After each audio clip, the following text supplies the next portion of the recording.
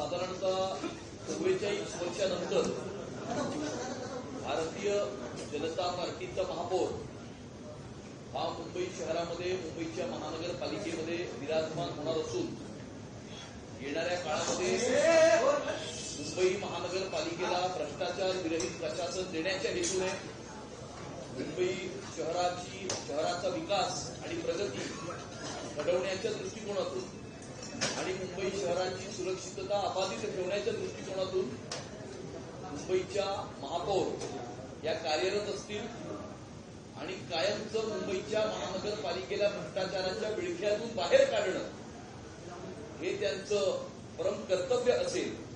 मुंबईकरांचं जीवन सुकर करणं प्रधानमंत्री नरेंद्र मोदीजी यांच्या विजननुसार सन्माननीय मुख्यमंत्री सन्माननीय देवेंद्र फडणवीसजी, सन्माननीय उपमुख्यमंत्री श्री एकनाथ शिंदेजी तसेच सन्माननीय उपमुख्यमंत्री श्रीमती सुनेत्राताई पवार यांच्या मार्गदर्शनाखाली मुंबई शहराच्या महापौर आणि उपमहापौर या कार्य करतील.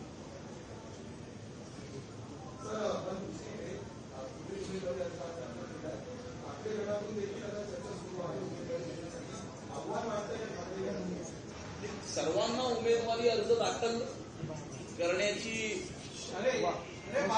करण्याचं स्वातंत्र्य असतं आणि त्यामुळे ज्यांना ज्यांना उमेदवारी अर्ज दाखल करायचा आहे ते सर्वच उमेदवारी अर्ज दाखल करू शकतात.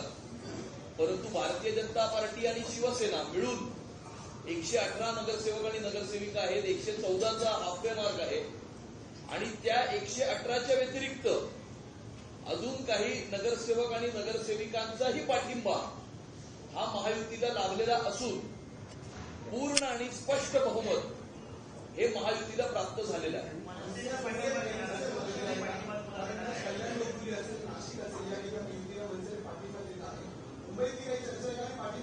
या मुंबईच्या महानगरपालिकेला भ्रष्टाचाराच्या विळख्यातून बाहेर काढण्याकरता, मुंबई शहराचा विकास घडवण्याकरता तसेच मुंबई शहराची सुरक्षितता अबाधित ठेवण्याकरता जे जे लोक या ठिकाणी महायुतीला पाठिंबा देऊ इच्छितात, महायुतीच्या बरोबर येऊ इच्छितात, नरेंद्र मोदीजी यांच्या विजननुसार आणि सन्माननीय मुख्यमंत्री देवेंद्र फडणवीस साहेबांच्या मार्गदर्शनाखाली काम करू इच्छितात त्या सर्वांचं स्वागत आहे.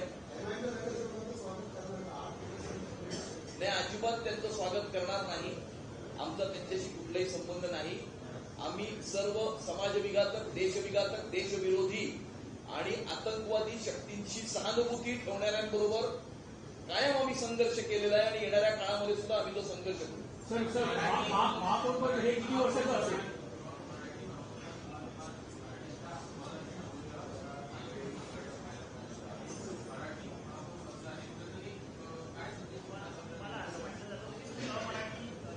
मी पहिल्याच दिवशी सांगितलं होतं की मुंबई शहराचा महापौर हा मराठीच होणार, मुंबई शहराचा महापौर हा हिंदूच होणार आणि कदाचित त्यांना दुसरा कोणीतरी वेगळा महापौर हा करायचा होता. त्यामुळे त्यांचं कटकारस्थान हे मुंबईकरांनी आणि मराठी माणसांनी उधळून लावलेलं आहे आणि मुंबई शहराला हिंदू, मराठी, कोकणी, मालवणी महापौर हा लाभलेला आहे.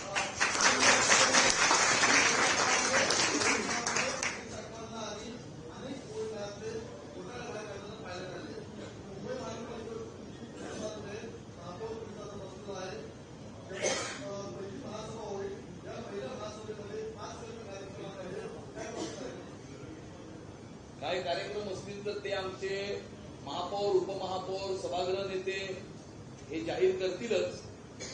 पण मातृशक्तीचं नेतृत्व हे मुंबईच्या महानगरपालिकेला लाभलेलं असून मला हा पूर्ण विश्वास आहे की आई जगदंबेसारखं भ्रष्टाचाराला कायमचं, ज्या भ्रष्टाचाराला उद्धव ठाकरेंनी या मुंबईच्या महानगरपालिकेमध्ये जन्म दिला होता, त्या भ्रष्टाचाराला आई जगदंबेच्या आशीर्वादानं मातृशक्ती कायमचं उघडून टेकून दे.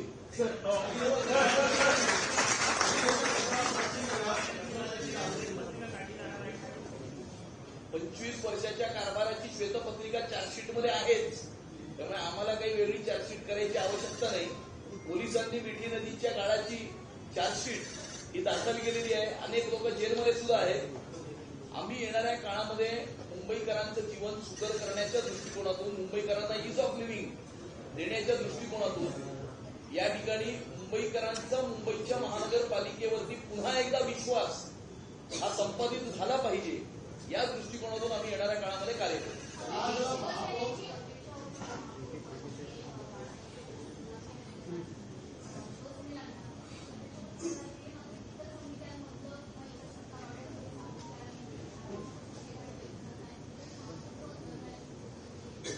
महापौर कोणाचा किंवा कोणाची होईल हे महत्वाचं नाहीये. आम्ही या निवडणुकीला महायुती म्हणून सामोरं गेलो होतो. आम्ही आधीच सांगितलं होतं की महायुतीचा महापौर या मुंबईच्या महानगरपालिकेवरती विराजमान होईल. निवडून आल्यानंतर आम्ही हे सांगितलं होतं की 118 नगरसेवक आणि नगरसेविका जे निवडून आलेले आहेत त्यांच्यापैकी एक कुणीतरी महापौर होईल. त्याचप्रमाणे त्या 118 पैकी महापौर झालेले आहेत, उपमहापौरही झालेले आहेत. आणि त्यामुळे कुठल्या पक्षाचा महापौर किंवा उपमहापौर होईल ह्याच्यापेक्षा महत्वाचं मुंबईच्या महानगरपालिकेला भ्रष्टाचाराच्या विळख्यातून बाहेर काढणं, मुंबई शहराची प्रगती घडवून आणणं आणि मुंबई शहराची सुरक्षितता अबाधित ठेवणं हे क्रमप्राप्त आहे. कारण भारतीय जनता पार्टीचा कार्यकर्ता कुठलंही सत्तेचं स्थान किंवा अधिकाराचं पद प्राप्त करण्याकरता काम करत नाही. आम्ही समाजामध्ये उभे असलेल्या शेवटच्या माणसाची सेवा करण्याकरता काम करतो.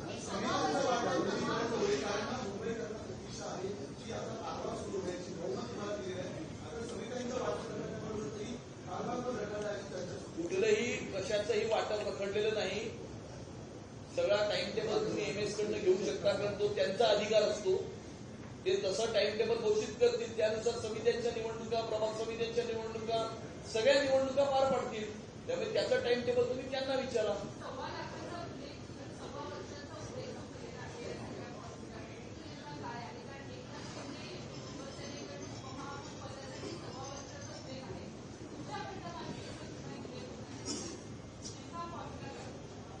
असा कोणताही फॉर्म्युला नाही. त्यांनी असं ठरवलंय की त्यांचं उपमहापौर पद हे 1.25 वर्षाचं असेल, कारण त्यांना कदाचित अधिक कार्यकर्त्यांना काम करण्याची संधी देण्याची इच्छा असेल. आमचं असं काही ठरलेलं नाही. योग्य वेळी आम्ही जो निर्णय घ्यायचा तो निर्णय घेऊ.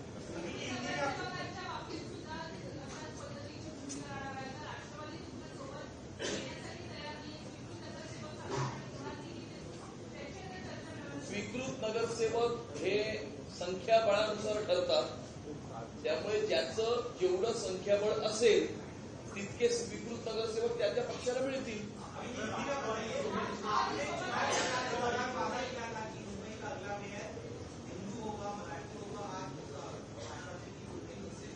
आज 44 साल के बाद भारतीय जनता पार्टी का महापौर मुंबई की महानगरपालिका में विराजमान होने जा रहा है.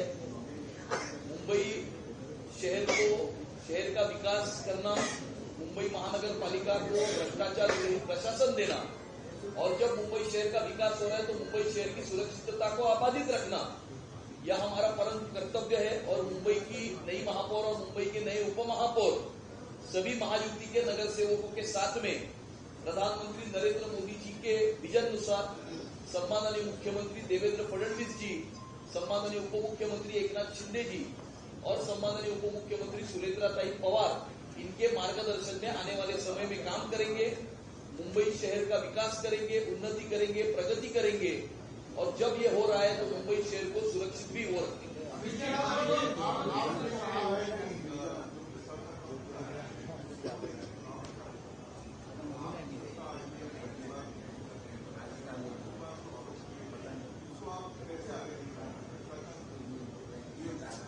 मुंबई की महानगरपालिका को मातृशक्ति का नेतृत्व प्राप्त हुआ है.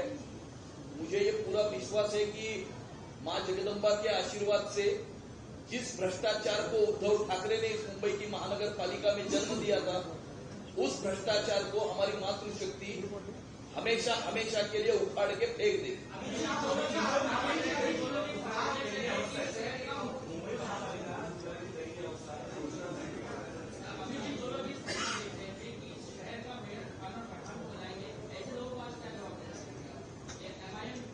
हमको ऐसे लोगों को जवाब देने की आवश्यकता ही नहीं है. मुंबईकरों ने ही ऐसे लोगों को जवाब दिया है. और मुंबई का महापौर खान कौन करना चाहते थे ये तो आपको अच्छी तरह से पता है. उन लोगों को मुंबईकरों ने और मुंबई के मराठी आदमी ने कड़ा जवाब दिया है.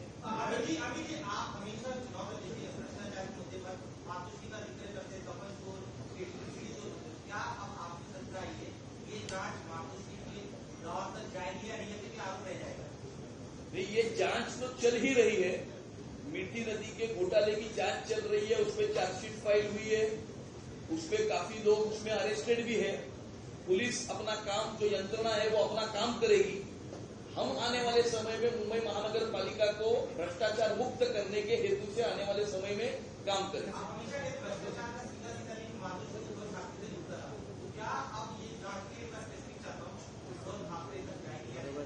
ये जांच जो है वो जांच की एजेंसियां करती है, पुलिस करती है, इकोनॉमिक ऑफेंसेस विंग करती है।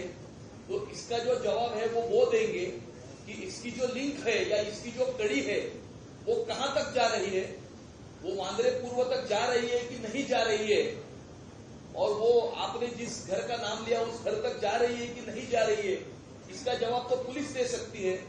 हम सिर्फ इतना कह सकते हैं कि पिछले 12 वर्षों में मुंबई में रहने वाले मराठी आदमी को हमने बीडली चाल में 560 फुट का घर बना कर दिया। इन्होंने 25 वर्ष मुंबई की महानगर पालिका में राज करके अपना दूसरा बंगला बनाया।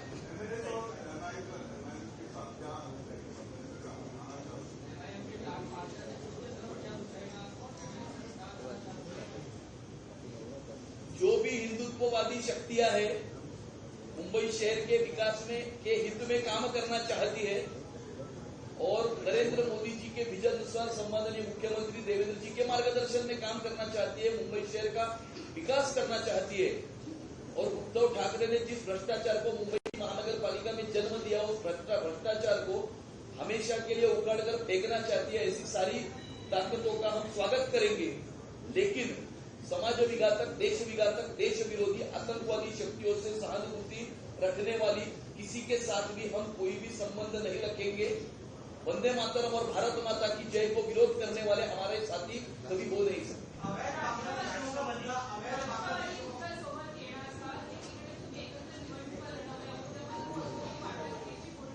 राष्ट्रवादी काँग्रेस पार्टी, अजित पवार हे आमच्या बरोबर महाराष्ट्रामध्ये महायुतीमध्ये सामील आहेत।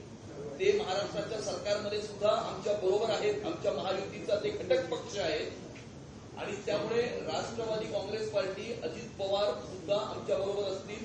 आमचा आक्षेप हा व्यक्तीवर होता, पक्षावर नव्हता।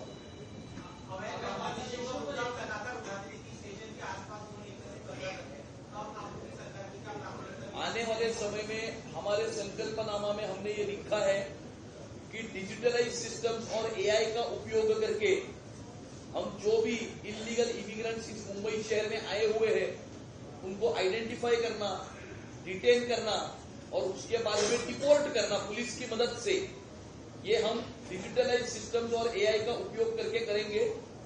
आने वाले समय में मुंबई महानगर पालिका को भ्रष्टाचार मुक्त करने के हेतु से भी हम डिजिटल ट्रांसफॉर्मेशन जो है वो मुंबई की महानगर पालिका में लाएंगे। आईटी और एआई का उपयोग करके, ह्यूमन इंटरवेंशन को कम करके यहाँ पर मुंबई महानगर पालिका से भ्रष्टाचार को हमेशा के लिए हम उखाड़ कर फेंक देंगे।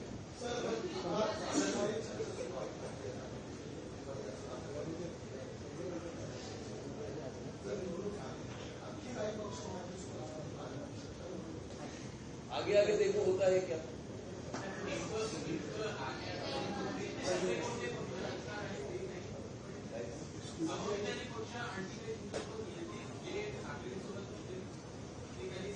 सांगितलं ना, ज्यांना मुंबई शहराचा विकास घडवायचा आहे, मोदीजींचं मार्गदर्शन, सन्माननीय देवेंद्रजींच्या मार्गदर्शनाखाली